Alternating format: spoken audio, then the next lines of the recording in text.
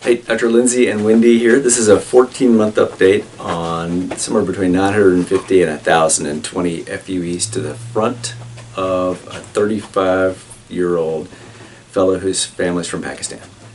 And I think he went to law school and now he does some kind of IT stuff. And he came in and he looked like that. I mean, he looks unremarkable, but his whole family goes real bald. And so I tried to talk him out of doing anything, but he was going to get married.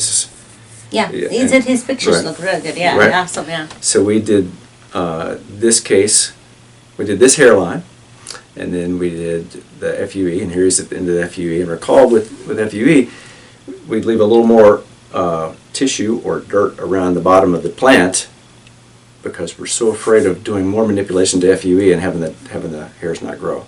And so it looks a little worse for the first couple of days, and that's why cleaning is so critical.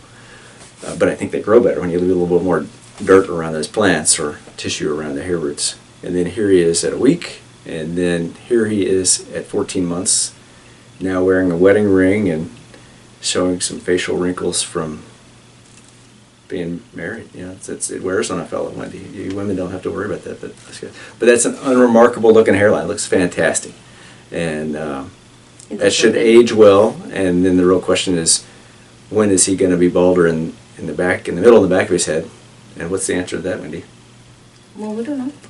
We already did his second case. Oh, for him? Yeah. Well, I don't know when people are going to lose their hair, but yeah, we did. Yeah. And I think it's related to marriage, but no, it's not. He was already. If you really look at those pictures, he was already like. Mm-hmm. Yeah, there were signs, so it wasn't that you predicted the future.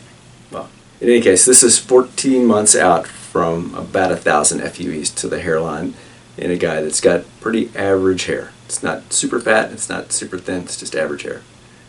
It's a good FUE. Yeah. If we can help you, please give us a call. Thanks.